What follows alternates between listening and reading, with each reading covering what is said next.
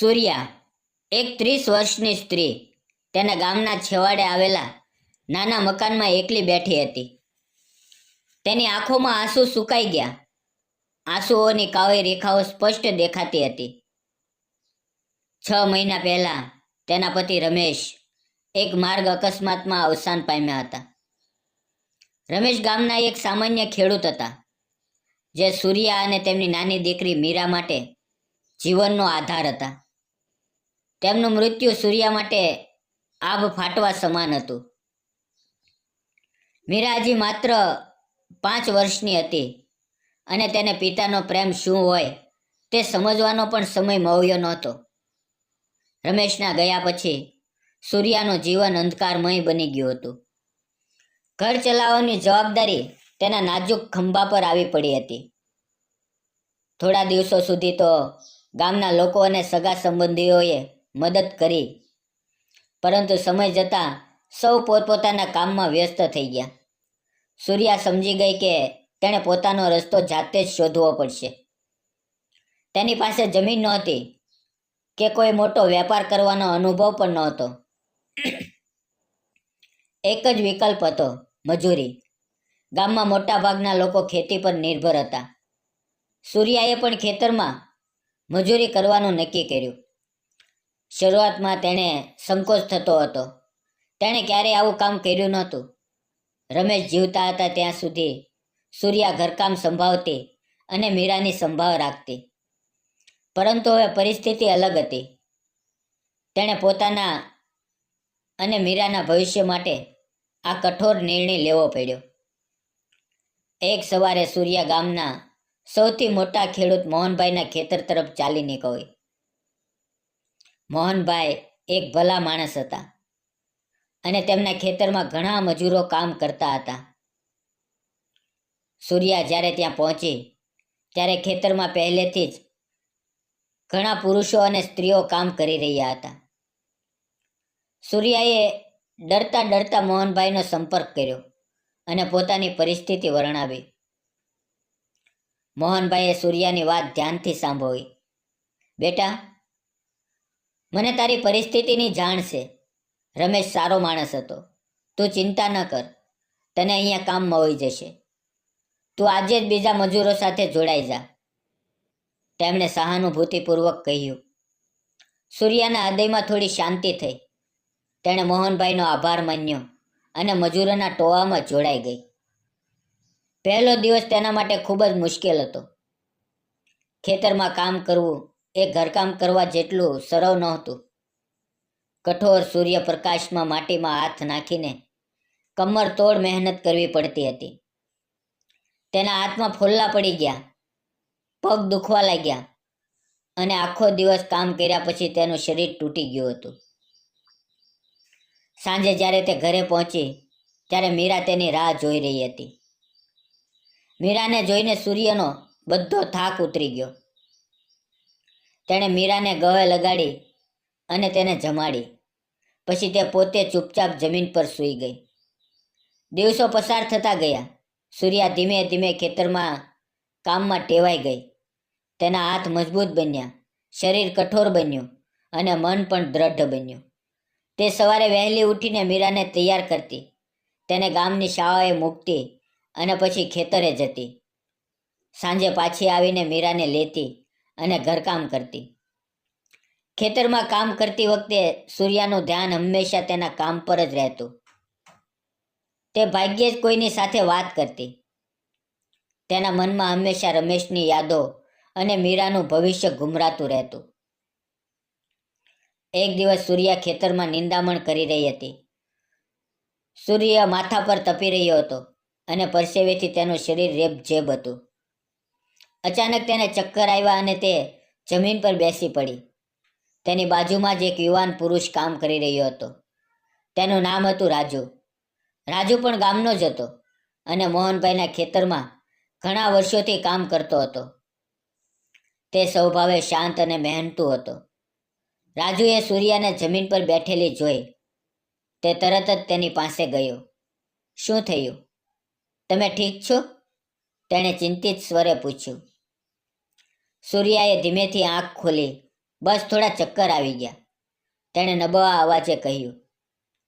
રાજુએ તરત જ પોતાની પાણીની બોટલ કાઢી અને સૂર્યાને આપી. લ્યો, પાણી પી લ્યો. આટલી ગરમીમાં કામ કરવાથી આવું થાય છે. થોડો આરામ કરી લ્યો, તેણે કહ્યું. સૂર્યાએ પાણી પીધું અને થોડી રાહત અનુભવી. આભાર રાજુ, તેણે કહ્યું. આભારની શું જરૂર છે? આપણે બધા અહીંયા એકબીજાના સહારે જ છીએ, રાજુએ સ્મિત કરતા કહ્યું. તેનું સ્મિત નિખાલસ અને સાચું હતું. તે દિવસ પછી રાજુના ઘણી વાર સૂર્યાની મદદ કરતો. જ્યારે સૂર્યાને કોઈ ભારે કામમાં મુશ્કેલી પડતી ત્યારે રાજુ ચૂપચાપ આવીને તેની મદદ કરતો. તે ક્યારેય કોઈ અપેક્ષા રાખતો નહોતો. બસ એક સાથી મજૂર તરીકે તે સૂર્યાનો ટેકો બન્યો હતો. સૂર્યાને પણ રાજુની હાજરીથી એક અજાણી સુરક્ષાનો અનુભવ થવા લાગ્યો. તે જાણતી હતી કે રાજુ એક સારો માણસ છે. ધીમે ધીમે તેની વચ્ચે થોડી વાતચીત શરૂ થઈ. રાજુ સૂર્યાને ખેતીકામની નાની નાની યુક્તિઓ શીખવતો. સૂર્યા પણ તેની વાતો ધ્યાનથી સાંભળતી. રાજુએ ક્યારેય રમેશ વિશે કે સૂર્યાના ભૂતકાળ વિશે કોઈ પ્રશ્ન પૂછ્યો નહોતો, જેનાથી સૂર્યાને તેની સાથે વાત કરવાનું વધુ સરળતા લાગતી. રાજુની આંખોમાં સૂર્યા પ્રત્યે એક પ્રકારનો આદર અને સહાનુભૂતિ હતી, જે સૂર્યાએ ઘણા સમયથી અનુભવી નહોતી. સમય વીતતો ગયો. સૂર્યા અને રાજુની મિત્રતા ગાઢ બનતી ગઈ. તેઓ ખેતરમાં સાથે કામ કરતા, બપોરના ભોજન સમયે સાથે બેસીને વાતો કરતા. રાજુ સૂર્યાને તેની દીકરી મીરા વિશે પૂછતો. સૂર્યા ઉત્સાહથી મીરાની વાતો કરતી. રાજુ મીરાની વાતો સાંભળીને ખુશ થતો. એક દિવસ સૂર્યાના ઘરની છત પરથી નળિયા ખસી ગયા હતા અને વરસાદ આવવાની શક્યતા હતી. સૂર્યા ચિંતિત હતી કે વરસાદ આવશે તો ઘરની અંદર પાણી ભરાઈ જશે. બીજે દિવસે સવારે તે ખેતરે ગઈ ત્યારે રાજુએ તેને ચિંતિત જોઈ. તમે આજે થોડા પરેશાન લાગો છો, કોઈ વાત છે? રાજુએ પૂછ્યું. સૂર્યાએ શરૂઆતમાં તો કંઈ કહેવાનો ઇનકાર કર્યો, પણ રાજુના આગ્રહથી તેણે છતની વાત કરી. રાજુ, મને ચિંતા થાય છે. વરસાદ આવશે તો મારું ઘર? રાજુએ તરત જ કહ્યું. બસ એટલી જ વાત છે. તમે ચિંતા ન કરો. આજે સાંજે હું કામ પૂરું કરીને તમારા ઘરે આવીશ અને છત ઠીક કરી આપીશ. સૂર્યા આશ્ચર્યચકિત થઈ ગઈ. ના રાજુ, તેની શું જરૂર છે? તમે શા માટે તકલીફ લ્યો છો? તકલીફ નથી સૂર્યા. આપણે પાડોશી છીએ અને મિત્રો પણ. આટલું તો કરી જ શકાય, રાજુએ દ્રઢતાથી કહ્યું. સાંજે રાજુ ખરેખર સૂર્યાના ઘરે પહોંચ્યો. તેણે પોતાના ઓજારો સાથે લીધા હતા. સૂર્યા અને મીરા તેને જોઈને ખુશ થયા. રાજુએ મીરા સાથે થોડી વાતો કરી અને પછી છત પર ચડી ગયો. 1 કલાકમાં તેણે છત બરાબર કરી દીધી. સૂર્યાએ તેને ચા અને નાસ્તો આપ્યો. રાજુ, તમારો ખૂબ ખૂબ આભાર. તમે મારી માટે ઘણી મોટી ચિંતા દૂર કરી દીધી. સૂર્યાએ કૃતજ્ઞતાપૂર્વક કહ્યું. કોઈ વાંધો નહીં સૂર્યા, તમે બસ ખુશ રહો, રાજુએ સ્મિત કરતા કહ્યું. હવે આ ઘટના પછી સૂર્યાના મનમાં રાજુ માટે એક અલગ જ ભાવના જાગી. તે સમજી ગઈ કે રાજુ માત્ર એક સાથી મજૂર નથી, પરંતુ એક એવો વ્યક્તિ છે જે તેની સંભાળ રાખે છે અને તેને મદદ કરવા માટે તૈયાર રહે છે. રાજુ પણ સૂર્યાની સાદગી, તેની મહેનત અને તેની દીકરી પ્રત્યેના પ્રેમથી પ્રભાવિત થયો હતો. મિત્રો, એક સાંજે ખેતરનું કામ પૂરું થયા પછી રાજુ અને સૂર્યા સાથે ઘરે પાછા ફરી રહ્યા હતા. સૂર્ય આથમવાની તૈયારીમાં હતો. વાતાવરણ શાંત હતું. સૂર્યા રાજુએ ધીમેથી કહ્યું. તમે ક્યારેય ફરી લગ્ન કરવાનું વિચાર્યું છે? સૂર્યા ચોંકી ઉઠી. તેણે ક્યારેય આ વિશે વિચાર્યું નહોતું. રમેશના ગયા પછી તેનું જીવન માત્ર મીરા અને મજૂરી પૂરતું સીમિત થઈ ગયું હતું. ના રાજુ, મેં ક્યારેય એવું વિચાર્યું નથી. મારા માટે હવે બસ મીરા જ મારું જીવન છે. તેણે ધીમેથી કહ્યું. પણ સૂર્યા, તમે આખી જિંદગી એકલા કેવી રીતે કાઢશો? મીરાને પણ પિતાનો પ્રેમ જોઈએ, રાજુએ ધીમેથી સમજાવ્યું. સૂર્યા ચૂપ રહી. રાજુની વાત સાચી હતી, પણ તેના મનમાં રમેશની યાદો હજી તાજી હતી. તેણે ક્યારેય કોઈ બીજા પુરુષ વિશે વિચાર્યું નહોતું. જુઓ સૂર્યા, રાજુએ ફરી કહ્યું, હું જાણું છું કે તમારા માટે આ બધું નવું છે, પણ હું તમને પસંદ કરું છું. હું તમારી અને મીરાની સંભાળ રાખવા માંગુ છું. જો તમને વાંધો ન હોય તો શું તમે મને એક તક આપશો? રાજુના શબ્દો સૂર્યાના કાનમાં ગુંજી રહ્યા હતા. તેણે ક્યારેય વિચાર્યું નહોતું કે કોઈ તેને આ રીતે પ્રપોઝ કરશે. તેના હૃદયમાં એક અનોખી લાગણી ઉભરી આવી. તે રાજુની આંખોમાં જોઈ રહી.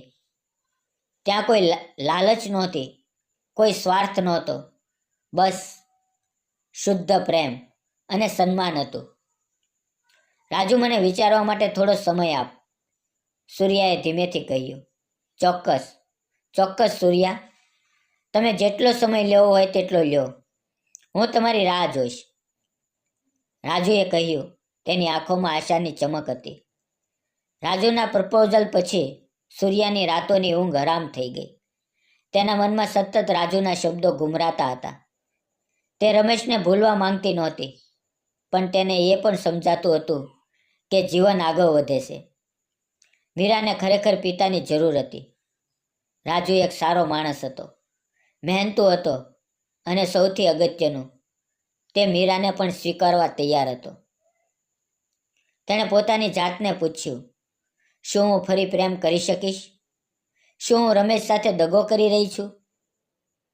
તેના મનમાં ઘણા પ્રશ્નો હતા. તેણે પોતાની માતા સાથે વાત કરવાનું નક્કી કર્યું, જે બીજા ગામમાં રહેતી હતી. સૂર્યા તેની માતાને મળવા ગઈ અને તેને રાજુ વિશે બધું કહ્યું. તેની માતાએ ધ્યાનથી સાંભળ્યું. બેટા, રમેશ એક સારો માણસ હતો અને તે હંમેશા તારા હૃદયમાં રહેશે. પણ તારે આખી જિંદગી એકલા નથી કાઢવાની. મીરાને પણ એક પિતાની જરૂર છે. જો રાજુ સારો માણસ હોય અને તને ખુશ રાખી શકે તો તારે આ તક ગુમાવી ન જોઈએ. રમેશ પણ તને ખુશ જોવા માંગતો હશે, તેની માતાએ સમજાવ્યું. માતાની વાત સાંભળીને સૂર્યાના મન પર થોડો ભાર હળવો થયો. તેણે રાજુના વર્તન, તેની મદદ અને તેની નિષ્ઠા યાદ કરી. રાજુએ ક્યારેય તેને ખરાબ નજરથી જોઈ નહોતી. હંમેશા તેને સન્માન આપ્યું હતું. ધીમે ધીમે તેના હૃદયમાં રાજુ પ્રત્યેની લાગણીઓ વધુ સ્પષ્ટ થવા લાગી. તે માત્ર મિત્રતા નહોતી, તે કંઈક વધુ હતું. એક ધીમો, શાંત પ્રેમ. એક અઠવાડિયા પછી સૂર્યા અને રાજુ ફરી ખેતરમાં સાથે કામ કરી રહ્યા હતા. સૂર્યાએ રાજુને પોતાની વાત કહેવાનું મન બનાવ્યું. રાજુ, સૂર્યાએ ધીમેથી કહ્યું, મેં વિચાર્યું. રાજુએ આશાભરી નજરે તેની તરફ જોયું. હું તને એક તક આપવા તૈયાર છું, પણ મારી એક શરત છે, સૂર્યાએ કહ્યું. બોલ સૂર્યા, હું તારી બધી શરતો માનવા તૈયાર છું, રાજુએ ઉત્સાહથી કહ્યું. મીરા મારા જીવનનો સૌથી મહત્વનો ભાગ છે. તમે તેને તમારા પોતાના સંતાન જેવો પ્રેમ આપશો, તેનું ધ્યાન રાખશો, તો જ હું આ સંબંધ વિશે વિચારીશ, સૂર્યાએ સ્પષ્ટ કર્યું.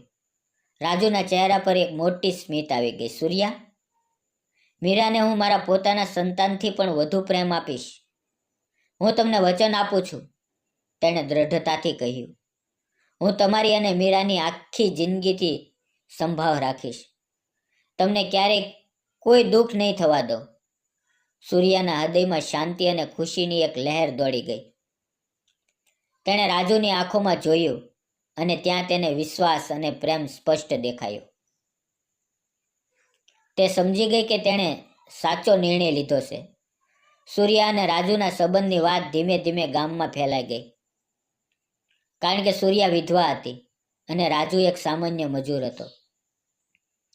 પરંતુ મોહનભાઈ, જે ગામના વડીલ અને સન્માનિત વ્યક્તિ હતા, તેમણે આ સંબંધને ટેકો આપ્યો. રમેશના ગયા પછી સૂર્યાએ ઘણી મુશ્કેલીઓનો સામનો કર્યો. રાજુ એક સારો અને મહેનતુ છોકરો છે. જો તેઓ બંને એકબીજાને પસંદ કરતા હોય અને એકબીજાનો સહારો બનવા માંગતા હોય તો તેમાં ખોટું શું છે? મોહનભાઈએ ગામના લોકોને સમજાવ્યું. મોહનભાઈના સમર્થનથી ગામના લોકો પણ ધીમે ધીમે આ સંબંધને સ્વીકારવા લાગ્યા. મિત્રો, સૂર્યા અને રાજુએ લગ્ન કરવાનું નક્કી કર્યું. રાજુના પરિવારમાં માત્ર તેની વૃદ્ધ માતા હતી, જે સૂર્યા અને મીરાને સ્વીકારવા તૈયાર હતી. રાજુની માતાએ સૂર્યાને પોતાની દીકરીની જેમ સ્વીકારી અને મીરાને પણ ખૂબ પ્રેમ આપ્યો. હવે લગ્નની તૈયારીઓ શરૂ થઈ. સૂર્યાના જીવનમાં ફરી એકવાર ખુશીઓનો માહોલ છવાઈ ગયો. મીરા પણ રાજુને પપ્પા કહેવા લાગી હતી અને તેની સાથે ખૂબ હળીમળી ગઈ હતી. રાજુ પણ મીરાને બાગમાં ફેરવવા લઈ જતો, તેને વાર્તાઓ કહેતો અને તેની સાથે રમતો. મીરાના ચહેરા પર ફરી બાળ સહજ, નિર્દોષ સ્મિત દેખાવા લાગ્યું. સૂર્યાએ પોતાની જૂની સાડીઓમાંથી એક સારી સાડી પસંદ કરી. રાજુએ પણ પોતાના માટે નવા કપડાં ખરીદ્યા. લગ્ન સાદાઈથી ગામના મંદિરમાં જ કરવાનું નક્કી કર્યું. ગામના કેટલાક લોકો, મોહનભાઈનો પરિવાર અને સૂર્યાની માતા લગ્નમાં હાજર રહ્યા. મંદિરમાં પંડિતજીએ મંત્રોચ્ચાર શરૂ કર્યો. સૂર્યા અને રાજુએ એકબીજાને વરમાળા પહેરાવી. પછી તેણે અગ્નિની સાક્ષીમાં 7 ફેરા ફેર્યા.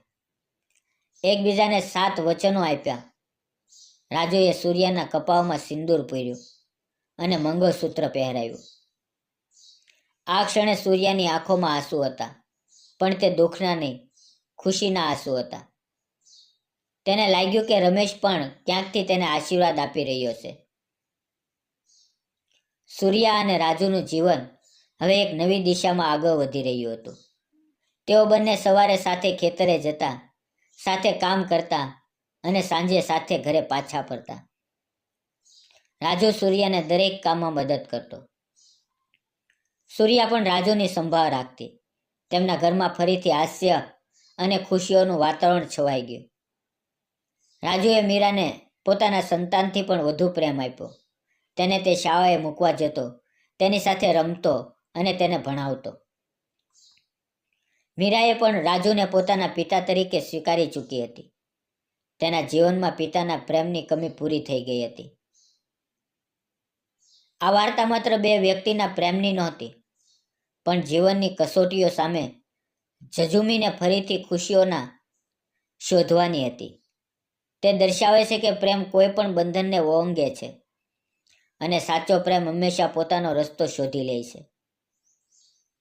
ભલે પછી તે ખેતરની માટીમાંથી જ કેમ ન ઉગે. સૂર્યા અને રાજુએ સાબિત કરી દીધું કે જીવનમાં ગમે તેટલા દુઃખ આવે પણ આશા અને પ્રેમથી ફરીથી સુખ જીવન જીવી શકાય છે.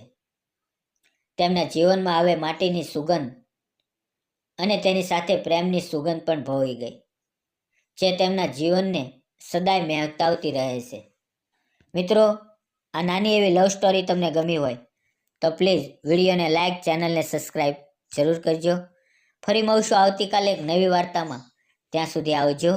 વાર્તા પૂરી જોવા બદલ આપ સૌ મિત્રોનો દિલથી ધન્યવાદ મિત્રો.